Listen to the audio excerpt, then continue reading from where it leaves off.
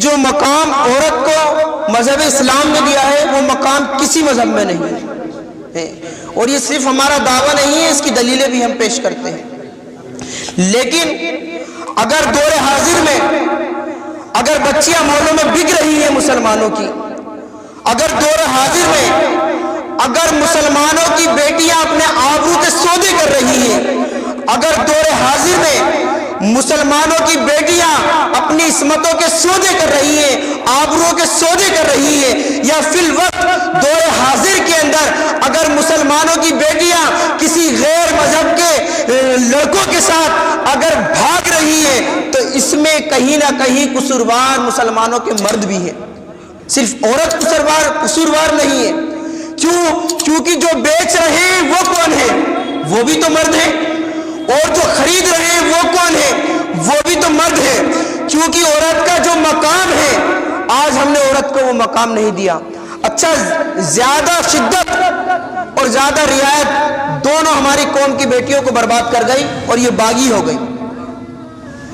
زیادہ شدت اور زیادہ رعایت ہم نے اتنی دی کہ جب ہماری بچیاں کالج اور یونیورسٹی کے لیے پڑھنے کے لیے نکلی تو ہمیں اس بات کا خیال نہیں آیا کہ جس لباس کے اندر وہ تعلیم حاصل کرنے کے لیے جا رہی ہے، کہ اس لباس میں وہ اپنی عصمت کو، اپنی آبرو کو پروٹوکول دے سکیں گی یا نہیں، تحفظ دے سکیں گی یا نہیں۔ دور حاضر میں فریڈم کے نام پر، آزادی کے نام پر ہم نے اپنے گھروں کی بیٹیوں کو، اپنے گھروں کی عورتوں کو اتنا آزاد کر دیا، وہ اتنا آزاد خیال ہو گئی کہ انہیں پردے کا ہی خیال نہ رہا۔ اور شدت پسندی کہاں ہوئی قوم کے جوانوں کے اندر؟ اس لیے بیٹیاں باغی ہو گئی، اور جب دوسرے کالج یا یونیورسٹی جائیں گی اور دوسرے مذہب کے لوگوں سے ملاقات کریں گی تو پھر ان کی جیسی صحبت میں بیٹھیں گی تو ان کے رنگ میں رنگیں گی۔ اور شدت ہم نے کیا کری؟ قوم کے جوانوں نے شدت پسندی اتنی کری کہ معاذ اللہ سادہ نکاح کو ہمارے ہاں عیب مانا جانے لگا۔ کیوں؟ اگر سادہ نکاح کریں گے 5 آدمیوں کو لے جا کر کہ تو لوگ ہمارے اوپر تانے کشیں گے کہ دیکھو اس نے شادی کیسے کری کہ چند لوگوں کو جمع کر کے صرف نکاح کر لیا۔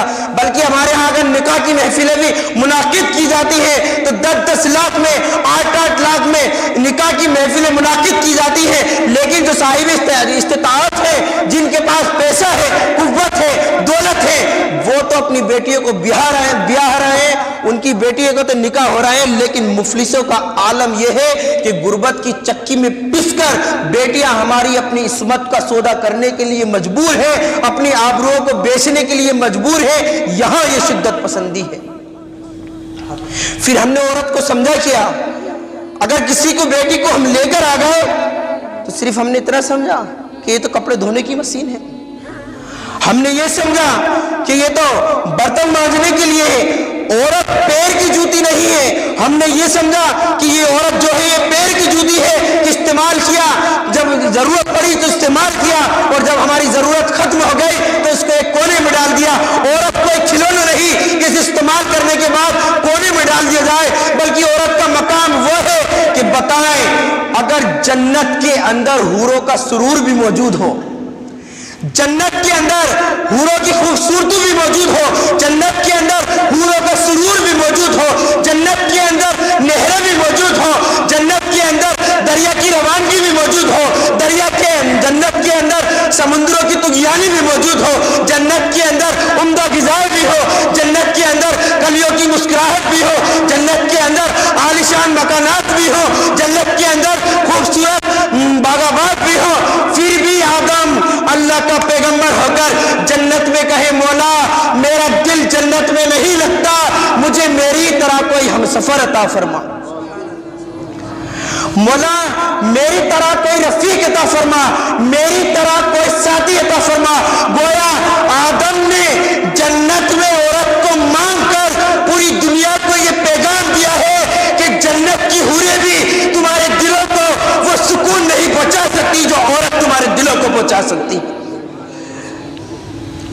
یہ مقام ہے عورت کا، نہیں تو جنت میں کیا نہیں تھا۔ لیکن آج ہم عورت کو سمجھتے کیا ہے؟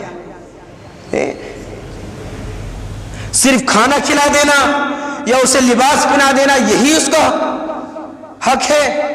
آج ہم نے نکاح جیسی مقدس رشتے کو کیا سمجھا کہ نکاح جو ہے صرف جنسی طور پہ تسکین دینے کا نام ہے، کہ نکاح جو ہے صرف خواہشات کو پورا کرنے کے لیے ہے. اور بہت سارے مسائل ہیں اگر آپ پڑھیں تو. ہاں لیکن ہم نے تو نکاح کو بھی صرف اپنی خواہش مٹانے کے لیے، دور حاضر کے جوانوں کی یہ سوچ ہے، اس وجہ سے لوگ نکاح کرتے ہیں. اور پھر کہا کیا جاتا ہے، میں تو ایسے خطیبوں کے بھی خلاف ہوں جو یہ کہتے ہیں نا کہ عورت جو ہے یہ ٹیڑھی پسلی سے پیدا ہے، اس کو سیدھا مت کرنا کہ ٹوٹ جائے گی. ایسے خطیبوں کے بھی خلاف ہوں میں تو.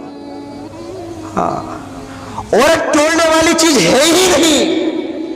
عورت کیا ہے؟ یہ ایک تصور صرف اسلام کے اندر موجود ہے کہ عورت اگر کسی چیز سے پیدا ہے تو وہ مرد کی بائیں پسلی سے پیدا ہے، لیکن کبھی اس پہ توجہ کی آپ نے، غور و فکر کی بائیں پسلی سے ہی کیوں پیدا کی گئی؟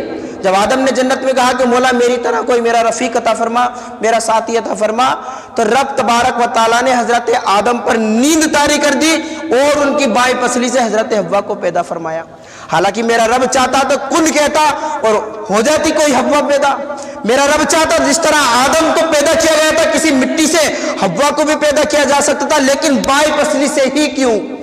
اگر رب چاہتا تو عورت کو مرد کے انگلیوں کے اشارے سے بھی پیدا کر سکتا تھا، لیکن نہیں کرا، کیونکہ میرا رب جانتا تھا اگر مرد نے انگلیوں کے اشاروں سے پیدا کیا تو یہ اپنے انگلیوں کے اشاروں پر نچائے گا.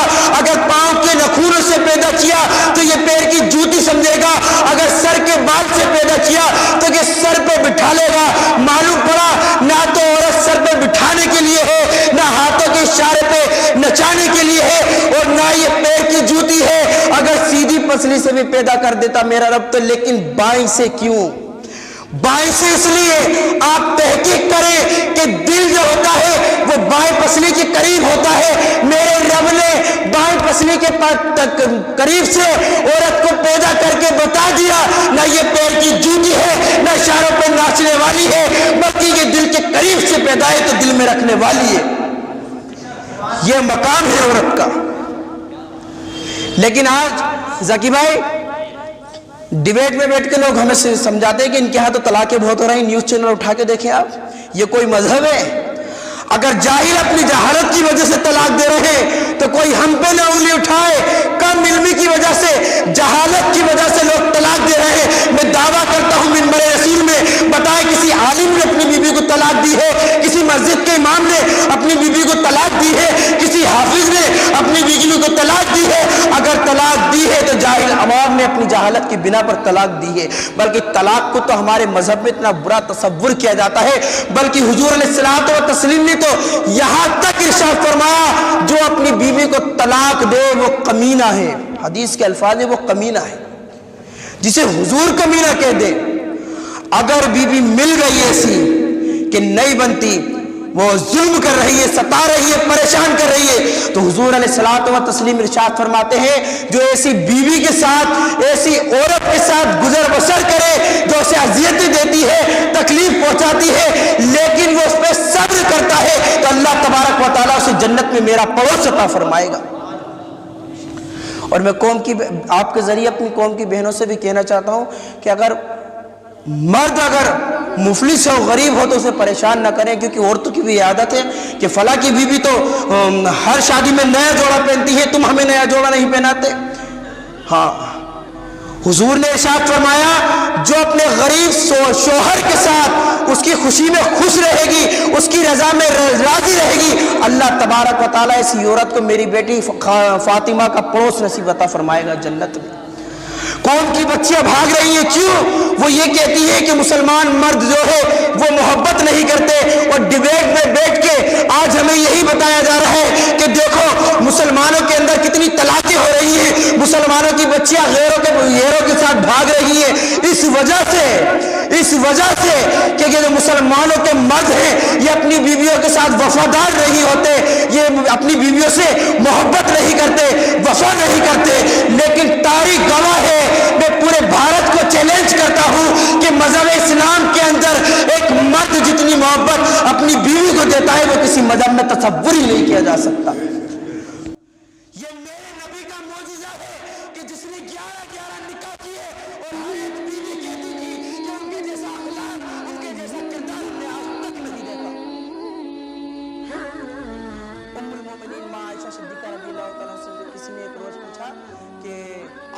शोहर हुजूर सल्लल्लाहु अलैहि वसल्लम, उनका रख रखाव, उनका बर्ताव आपके साथ कैसा है?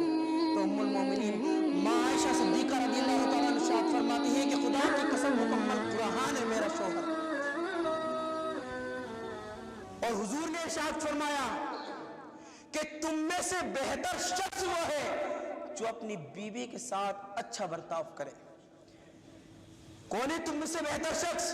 दाढ़ी वाले नहीं, इमामे वाले नहीं, ऊंची ऊंची टोपियों वाले नहीं, बल्कि जो ओहदों पे बैठे हैं वो नहीं, वक्त के बादशाह नहीं, वो जो अपनी बीवी के साथ अच्छा सलूक करे, तुम में से बेहतर शख्स है। और फिर मेरे रसूल ने फरमाया और तुम सब में सबसे ज्यादा बेहतर मैं हूं, और तुम में सबसे ज्यादा बेहतर मैं हूं, क्योंकि मैं तुमसे ज्यादा अपने अच्छा सलूक अपनी बीवियों के साथ करता हूं। तो डिबेट में बैठ के कोई हमें ना बताए कि मुसलमानों को अपनी बीवी के साथ मोहब्बत कैसे करनी चाहिए। हाँ, अगर मोहब्बतों की दास्तानें अगर किसी की सुनाई जाती है तो वो मज़हब इस्लाम के मानने वालों की सुनाई जाती है, बल्कि हमारी दास्तानों के तो चर्चे सिर्फ मुल्क हिंदुस्तान में नहीं पूरी कायनात में बनते हैं। अरे लैला और मजनू जिस कौम में पैदा हुए वो कौम मुसलमानों की तो है, शीरी और फरात जिस कौम के अंदर पैदा हुए वो कौम मुसलमानों की तो है, शाहजहां और मुमताज जिस कौम के अंदर पैदा हुए वो कौम मुसलमानों की तो है। जिस कौम के हम मानने वाले हैं हमारे माँ और बाप वही इब्राहिम वही हाजरा है, बल्कि मुसलमानों का मर्द। तवज्जो चाहूंगा मैं मौलाना ज़की साहब की, हमारे आलिम साहब और उस्ताद साथ बैठे हैं।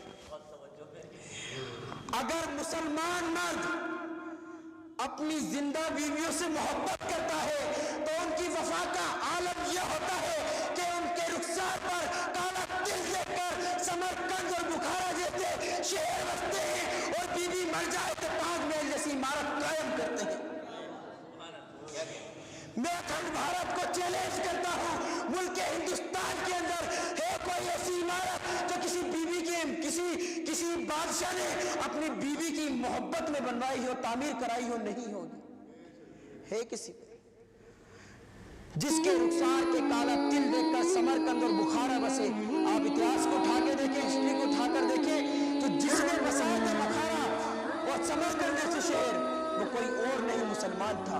और जब बीवी मर गई, जिसकी मोहब्बत में ताजमहल जैसी इमारत कायम की गई, जो मुल्क हिंदुस्तान दुनिया पूरी दुनिया के अंदर ऐसी इमारत नजर नहीं आती, वो बादशाह शाहजहां था। अब शाहजहां को तो लोग ये कह देंगे कि ऐसा था इसराफ किया था। हाँ, एक बात और, अगर औरत सच्ची मोहब्बत करे, अगर सच्ची मोहब्बत करे तो समरकंद और बुखारा जैसे शहर बसते हैं और ताजमहल जैसी इमारत बनती है। अगर मर्द सच्ची मोहब्बत करे, अगर सच्ची मोहब्बत करे तो समरकंद और बुखारा जैसे शहर बसते हैं, ताजमहल जैसी इमारत बनती है। लेकिन अगर औरत अपने शौहर से सच्ची मोहब्बत कर ले, अगर औरत अपने शौहर से सच्ची मोहब्बत कर ले तो मक्का जैसा शहर बसता है, काबे जैसी इमारत बनती है। वो कैसे कहेंगे आप? कैसे? देखें, एक शौहर अपनी बीवी को लेकर चला जिसके गोद में छोटा सा बच्चा है और वादी खैर ज़ीज़रा में छोड़ आया। कहा मेरे शौहर मेरे सरकार किस खता की वजह पर मुझे वादी खैर ज़ीज़रा में यानी अरब के बयाबानों में छोड़ दिया गया है। तो वो शौहर कहने लगा मेरे रब का हुक्म है। उस बीवी ने कहा अगर रब का हुक्म है तो ठीक है। इतना कहना था कि जमीन पर बैठ गई हाजरा, इतना कहना था जमीन पे बैठ गई हाजरा का जमीन पे बैठना था कि अल्लाह तबारक व तआला ने हाजरा के कदमों में इतनी बरकत रखी कि मक्का जैसा शहर बस गया। हमारी मोहब्बत की कौन मिसाल दे सकता है? लेकिन आज दुनिया हमें क्यों रुसवा कर रही है? आज दुनिया क्यों हमें मिटाना चाहती है? क्यों हमारी बच्चियां भाग रही हैं? क्यों हमारी बच्चियां मॉलों में बिक रही हैं? क्यों हमारी बच्चियों की आबरू तार तार की जा रही है? आप जानते हैं इसकी वजह क्या है? इसकी वजह यह है कि हमने अपने मजहब को फॉलो नहीं किया। हम सिर्फ नमाज पढ़ना ही दीन समझते रहे। हमने जाना ही नहीं कि एक बीवी के हुकूक क्या है, एक औरत के हुकूक क्या है। और बच्चियां बागी होती चली गई। مفلسی کے غربت کی چکی میں پس کے آج حالات یہ ہے کہ قوم کی بچی اپنی عصمتوں پہ سودے کر رہی ہے. یہ حالات، لیکن ہمارا دل نہیں ہوتا، ہمیں تکلیف نہیں ہوتی کہ یہ حضور کی بات ہے. حال دیکھیں قوم کا کیا ہو چکا ہے. کچھ اور بچا ہے برباد ہونے کو، کچھ اور بچا ہے لوٹنے کو. کسی بھی قوم کا سرمایہ جوان ہوتے ہیں، جوان برباد ہو تو رہے، لٹ تو رہے ہیں، اور کیسے لٹے گئے. جوانیوں کو گل لگ تو رہا ہے، گل تو رہی ہے ہماری جوانیاں. ہم اتنے عیاش ہو چکے ہیں، ہم اتنے نفسانی خواہشات کے غلام ہو چکے ہیں کہ حرام اور حلال کی تمیز ہمیں نہیں رہی. یہی تھی وہ قوم کی بیٹیاں، یہی وہ قوم کی بیٹیاں تھی کہ جب باران رحمت نہیں برستا تھا تو ان کے آنچل اٹھا کر دعائیں کی جاتی تھی تو آسمان سے بارش برسا کرتی تھی. لیکن آج حال کیا ہے؟ آج اگر یہ آنچل اٹھا دیں گی تو پولیس اور تھانے ہو جاتے ہیں. وجہ یہی ہے کہ بے پردگی، بے حیائی اتنی عام ہو چکی ہے کہ اس کے کھلے نقصانات ہم کو نظر آ رہے ہیں. اگر ہماری بہنیں پردے میں ہوتی، ہماری ماں پردے میں ہوتی، ہماری بیٹیاں پردے میں ہوتی، ہماری بہویں پردے میں ہوتی تو کسی کی ضرورت نہیں تھی کوئی ہمیں آنکھ اٹھا کر دیکھ لے. لیکن جب ہم نے ہی اپنے جسموں کو ایسے آراستہ کر لیا، ایسے لباسوں کو اختیار کر لیا کہ لوگوں کو دعوت حسن دیے، دعوت نظارہ دیے، زنا کی دعوت دی، تو دوسروں کا قصور کیا ہے؟ وہ جو گھر میں ہمارے عورت ہے، ہماری بیوی ہے، ہماری ماں ہے، ہماری بہن ہے، کیا کرتی ہے ہمارے لیے؟ 3 وقت کھانا تیار کرتی ہے تمہارے کہنے سے، کپڑے دھوتی ہے وہ تمہارے کہنے سے، پریس کرتی ہے وہ تمہارے کہنے سے، برتن دھوتی ہے، صفائی کرتی ہے. جب ایک پورے گھر کا نظام وہ تمہارے کہنے سے چلا سکتی ہے تو کیا پردہ تمہارے کہنے سے نہیں کر سکتی؟ کر سکتی ہے، لیکن ہم نے کوشش تو کی ہو. ہمارے تو خود یہ حال ہے کہ آج نئی نئی شادی ہوتی ہے تو دولہا میں بے غیرت بنا ہوا کھلے عام دوستوں میں اپنی بیوی کو گھمانے لے کے جاتا ہے. بے حیائی کا یہ عالم ہے. شکوہ کرے تو کس سے کرے؟ یہ حال ہے ہمارے معاشرے کے اندر. اتنی بے حیائی بڑھ رہی ہے کہ جیسے ہی لڑکے کی شادی ہوئی، شادی کے کچھ دن گزرے کہ اپنے دوستوں کو انوائٹ کیا رہا، دوستوں نے نیو کپل کو انوائٹ کیا اور اپنی بیوی کو سب کے سامنے لے کے جا رہا. یہ بے حیائی بڑھ رہی ہے. حال یہ ہو چکا ہے کہ ہمارے جوانوں کا اپنے گھر کی عورتوں کو بے پردہ بائک پر، پلسر پر، موٹر سائیکلوں پر بازاروں میں گھمانے لے کے جاتے ہیں، بلکہ سنیما ہالوں تک لے کے جا رہے ہیں. یہ حال ہے ہماری قوم کا. حضور نے فرمایا دیوس ہے ایسا شخص، دیوس ہے ایسا شخص جس کے گھر کی عورتیں بے پردہ ہوتی ہیں. زمانے سے شکوا ہے، دین سے شکوا نہیں.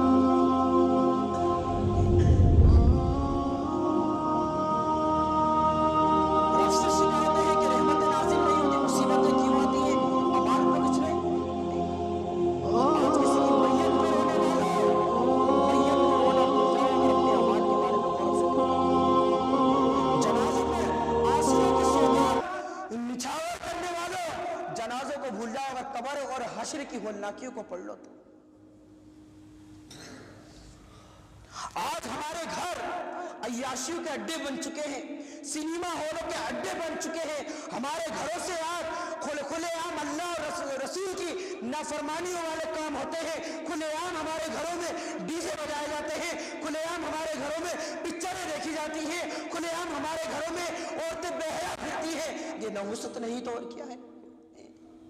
جب حضور پہ پہلی وحی نازل ہوئی جب پھر بھائی تو حضور کا عالم یہ تھا کہ حضور کے بدن پہ پوری کپکپاہٹ تاری تھی. حضور نے کمبل اوڑا اور گھر کی طرف حضور دوڑے جیسے تیسے اور کہا خدیجہ جلدی آ کہ مجھے ڈر لگتا ہے. حضرت خدیجہ نے فرمایا کہ میرے آقا میرے شوہر میرے سرتاج کس چیز سے ڈر لگتا ہے؟ تو حضور فرماتے ہیں میں دیکھتا ہوں کہ ایک شخص ہے جو قد میں بہت زیادہ بڑا ہے اور وہ میرے قریب آیا، اس نے میرے سینے کو چاک کیا، میرے سینے کو چاک کیا، مجھے ڈر لگتا ہے. روایتوں کا مفہوم ہے شعب الایمان کی حدیث ہے. امام بہقی نے اس کو لکھا ہے کہ حضرت خدیجہ نے اپنے سر کا دوپٹہ گرا دیا. پھر فرمایا میرے آقا میرے سرتاج کے اب بھی وہ شخص دکھتا ہے. حضور نے کہا نہیں اب نظر نہیں آتا. وہ فرشتہ تھا جو شک صدر کرنے کے لیے آیا تھا. لیکن علماء فرماتے ہیں, یہاں پہ محققین و مصنف لکھتے ہیں کہ خدیجہ جیسی طیبہ طاہرہ عابدہ زاہدہ اپنے سر کے آنچل کو اتار دے تو گھر سے فرشتے باہر نکل جاتے ہیں, لیکن ہماری بہو بیٹیاں جب اپنے آنچلوں کو تار تار کرتی ہیں اور ان کے سر سے آنچل اتر کے مفرل کے طور پر ان کے گلوں میں پڑتے ہیں, تو رحمت کے فرشتوں کا نزول کیسے ہمارے گھر پہ ہوگا. جب حضرت ابراہیم کو ایک آگ میں ڈالا گیا, آگ میں ڈالے جانے کے لیے آگ کو 30 دن, بعض روایت میں آتا ہے 30 مہینے تک ٹھکایا گیا. اور جب آگ کے شعلے شرارے اپنے عروجوں پر پہنچے اور وہ لگتا تھا کہ آسمان کی بلندیوں کو چھو رہا ہے اور کوئی پہنچ کے جاتا تو دل کے خاک ہو جاتا. پھر ایک بنائی گئی جس کو لوگ بنجانی کہتے ہیں, اس میں حضرت ابراہیم کو بٹھایا گیا. لیکن جب حضرت ابراہیم کو اس گلیل کے اندر بٹھا کے آگ میں دھکا دینا چاہتے تھے تو فرشتے آن کے ان رسیوں کو روک لیتے تھے اور حضرت ابراہیم آگ تک نہیں پہنچتے تھے. لوگوں نے کہا یہ ماجرا کیا ہے, یہ جو معاملہ ہے, حضرت ابراہیم آگ تک کیوں نہیں پہنچتے. اس وقت کی بوڑھی عورتیں آئی اور بوڑھی عورتوں نے آن کے اپنے سروں سے اپنے دوپٹے کو ہٹا دیا اور جو فرشتے اس گلیل کی رسیوں کو پکڑے ہوئے تھے وہ چھوڑ کے چلے گئے اور حضرت ابراہیم کو آگ میں ڈال دیا گیا. تو یہ نہ سمجھے کہ ہمارے گھروں کی بہن اور بیٹی ہے کھلے عام بازاروں میں گشت کرتی پھریں گی, شاپنگ کے نام پر بے حیائی کے بازار گرم ہوتے رہیں گے اور ہم یہ سوچتے رہیں گے کہ کبھی تو امام مہدی پیدا ہو جائیں گے, کبھی تو کوئی خالد بن ولید کا جانشین آگا, کبھی تو کوئی صلاح الدین ایوبی آگا. صلاح الدین ایوبی, امام مہدی, محمد بن قاسم بے حیاؤں کے گھر پیدا نہیں ہوتے, حیادار کے گھر پیدا ہوتے. اس بات کو ایک انگریز بہت بڑا مفکر اس نے کہا تھا کہ لوگ کہتے ہیں کہ جس قوم کے اندر حیادار جوان ہوگا وہ جوان ہمیں دے دو, ہر مار کے کو ہم فتح کر لیں گے. ایک انگریز محقق کہتا ہے کہ لوگوں کا یہ کہنا ہے کہ باحیا جوان ہمیں دے دو, ہم ہر مارکے کو فتح کر لیں گے, لیکن وہ انگریز کہتا ہے مجھے باحیا جوان نہ دو, تم مجھے باحیا مائیں دے دو, ایک نئی تاتی, ایک نئی نسل میں تم تک پہنچا دوں گا. ایک ماں کا کردار یہ ہے. ہاں بات طویل ہو رہی, میں اپنی بات کو سمیٹتے ہوئے کہوں, جب ماں کے شکم میں حمل ٹھہر جاتا ہے تو ماں کا جو اثر ہے وہ بچے پہ ضرور پڑتا ہے. آپ اٹھا کے دیکھیں خواجہ, آپ اٹھا کے دیکھیں حضور غوث اعظم رضی اللہ تعالیٰ عنہ کو 18 پاروں کے حافظ کیوں تھے؟ کیونکہ والدہ 18 پاروں کی حافظ تھی. تو جب ماں کے شکم میں ہوتا ہے بیٹا تو کہ ڈاکٹر کو بھی کہنا ہے کہ جب بیوی حمل سے ہوتی ہے نا, جب حمل سے ہوتی ہے, پریگننٹ ہوتی ہے, تو کہ ریسٹ کرائیں, اس کو کوئی ٹینشن نہ دے. کیوں اس کو ٹینشن دیں گے تو اس کا اثر اس کے بچے پہ پڑے گا, یہی ہے نا. تو اس کو آرام دے, اسے بیڈ ریسٹ کرائیں, اسے اچھی غذائیں کھلائیں کہ بچہ صحت مند ہو جائے. اس کی سوچ اچھی ہونی چاہیے, اس کی فکر اچھی ہونی چاہیے کہ اس کے تمام اثرات بچے کے اوپر پڑیں گے. اب بتائیں جب ہمارے جیسے معاملے میں بھی جس قوم کی عورتیں رات رات بھر سنیما ہال دیکھ رہی ہوں, گانے سن رہی ہوں, اس قوم کے ماؤں کے پیٹوں سے بدکار و زانی پیدا نہیں ہوں گے تو پھر کون پیدا ہوگا؟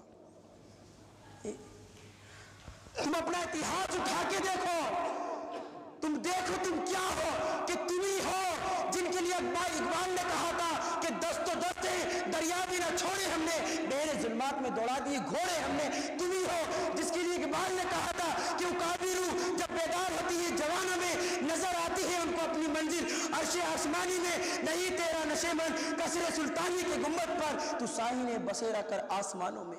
تم ہی ہو وہ جن کے لیے اقبال نے کہا تھا کہ کی محمد سے وفا تو نے ہم تیرے ہیں, یہ جہاں چیز ہے کیا لوح قلم تیرے ہیں. کسی اور قوم کے نہیں, تم ہی قوم تمہارے لیے کہا تھا.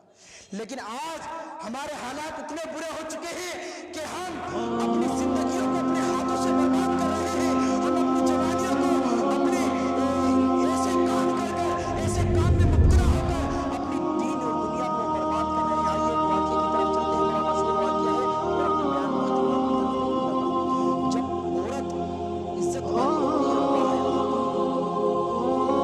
تو اس مقام پہ پہنچ جاتی ہے کہ وہ چاہے تو اپنے ذریعے کسی شرط یہ ہے کہ وہ پاک دامن ہو، باحیا ہو. ہاں، مفلس سے کوئی بری چیز نہیں ہے. میں ابھی مفلس اور غریبہ کا ذکر کر رہا تھا. یہ غربت کی وجہ سے بچیاں زنا کر رہی ہیں، آبرو کو بری چیز نہیں ہے. الحمدللہ ہمارے نبی نے پسند فرمایا اس کو ہے. لیکن وہ مفلسی بری ہے کہ جس کے اندر بے حیائی ہو، برے کام ہو، شنطنت کا ناچ ہو، گناہوں کے اڈے ہو. وہ مفلسی کو پسند فرمایا ہے. اور پھر ان کو مفلسی پر، ان کی غریبی پر رب قدیر نے ان کو تنہا نہیں چھوڑا، بلکہ مصطفیٰ کریم نے ارشاد فرمایا کہ غریبی کی زندگی پاک دامنی کے ساتھ گزار لو، اللہ تبارک و تعالیٰ امیر سے 500 سال پہلے سے جنت میں عطا فرمائے. کتنی زندگی ہے، 100 سال کی، 80 سال کی، 90 سال کی، 500 سال پہلے تم جنت میں رہنے والے مفلسی ہے تو صبر کرو. تو ایک جوان ہے حسن اس کا نام ہے، ایک جوان ہے حسن اس کا نام ہے.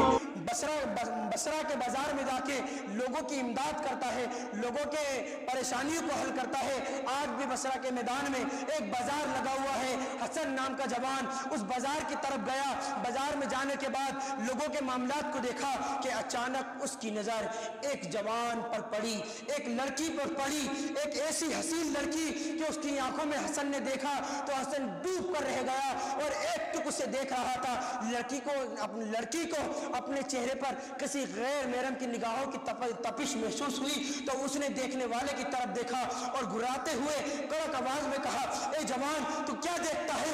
تو وہ حسن نام کا جوان کہنے لگا، اے خاتون میں تیرے خوبصورت سے چہرے کو دیکھتا ہوں. تو اس نے کہا کہ تجھے شرم نہیں آتی؟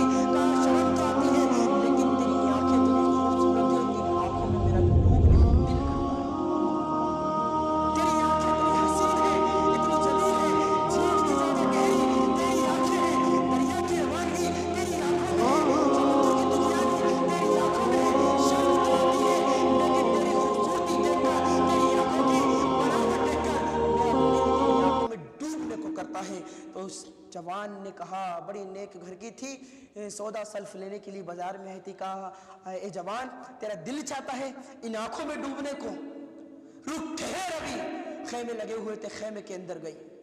خیمے کے اندر جانے کے بعد اللہ اکبر کبیرہ اپنی خادمہ کے ہاتھ میں ایک تھال دی اور اس تھال میں خطوط لکھا ہوا تھا، ایک پرچہ تھا، اور وہ اس جوان تک پہنچائی. اور جب وہ اس کی خادمہ اس حسن بصری کے پاس، اس جوان کے پاس اس تھال کو لے کے آئی تو دل جو ہے عشق کے سمندر میں موتیں کھانے لگا کہ دیکھو ابھی تو ہم نے اظہار کیا تھا، اندر سے پیغام بھی آ گیا، لگتا ہے دل کی دستک دل تک پہنچ گئی ہے. اور جب وہ تھال جوان کے ہاتھ میں دیا گیا، حسن کے ہاتھ میں دیا گیا، اور اس پہ سے اس نے جو اس پہ پردہ پڑا ہوا تھا، اس پہ جو کپڑا پڑا ہوا تھا، اس رومال کو ہٹایا تو پیروں کے نیچے سے گویا جیسے زمین خسک گئی ہو کہ دیکھا کہ وہی وہ خوبصورت آنکھیں جو جنہیں ابھی جھیل سے زیادہ گہری کہہ رہا تھا، جن کے اندر دریا کی روانگی تھی، سمندروں کی طغیانی تھی، جو اپنے بناوٹ میں ایک اپنے عام اندر خوبصورتی رکھتی تھی، وہی آنکھیں خون میں لت پت اس تشت کے اندر ہے. اور ایک خطوط ہے، وہ خطوط اٹھایا، اس پرچے کو اٹھا کر پڑھا تو اس پر لکھا ہوا تھا، وہ آنکھیں میرے رسول کے امتی کو، جوان کو اللہ سے دور کر دے، ان آنکھوں کا یہی انجام ہونا چاہیے. یہ تھی ہماری بیٹیاں، یہ تھی ہماری بہنیں. اسی لیے اللہ نے ان کے مرتبے، ان کے عہدے کچھ مقام پہ رکھے تھے کہ ہم لوگ اسے پردے نہیں کر سکتے.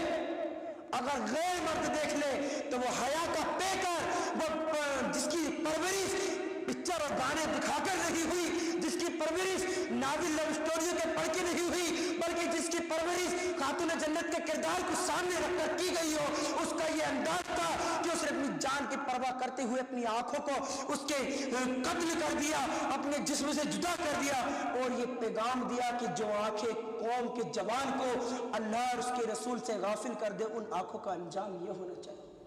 لیکن آج ہماری بہنوں کے، ہماری ماؤں کے حال کیا ہے؟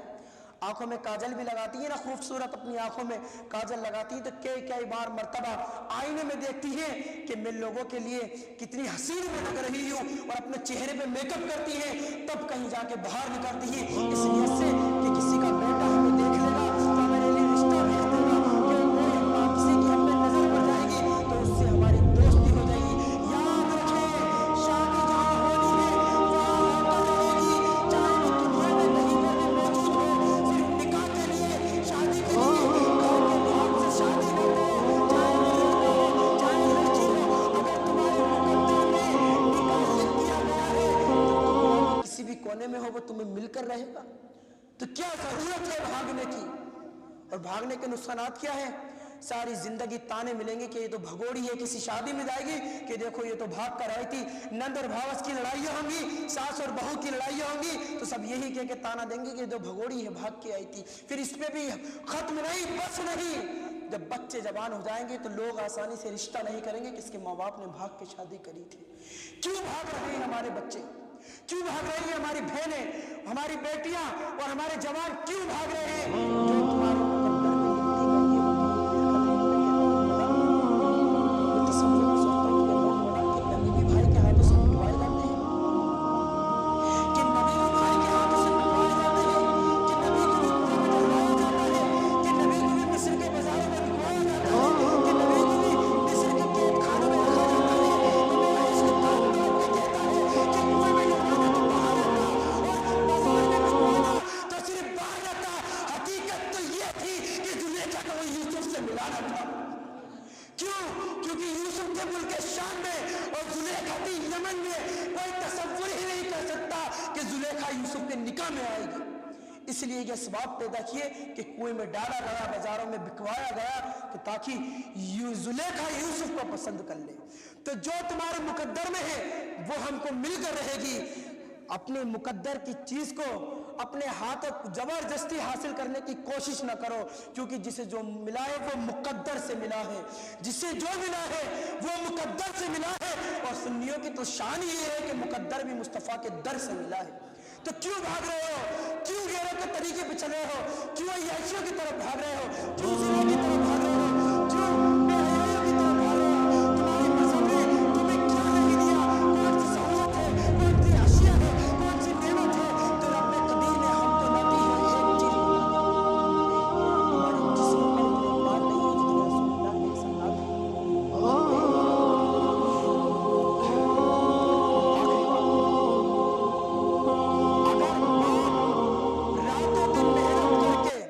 راتوں دن مشقت کر کے دولت کو جمع کر لے تو بیٹا دولت کو آسانی سے ضائع نہیں کرتا۔ کیوں؟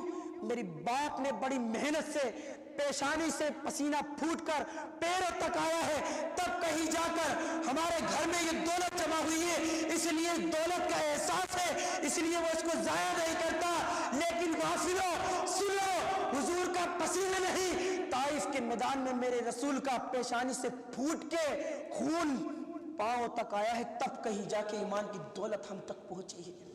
باپ کی محنتوں کا احساس ہے، حضور کی محنتوں کا احساس نہیں، حضور کی قربانیوں کا احساس نہیں، اسلاف کی قربانیوں کا احساس نہیں۔ ہم نے زندگی کو یہی سمجھا کہ اچھا کھاؤ، اچھا پیو، نرم نرم بستر ہو، عمدہ غذائیں ہو، بہترین لباس ہو، عالیشان مکان ہو، اونچی کوٹھیاں ہو، بینک بیلنس مضبوط ہو، بائک ہو، کاریں ہو، گراج ہو، سب کچھ ہو، لیکن کبھی پوچھا کہ جن سے حضور دین کو ہم تک پہنچائے ہیں ان حیثیتوں کی کیسے تکلیفیں انہوں نے اس دین کی خاطر اٹھائی ہے۔ آج حال تو ہمارے یہ ہو چکے، ایک گھنٹے کے لیے ہم اجتماع نہیں آ سکتے،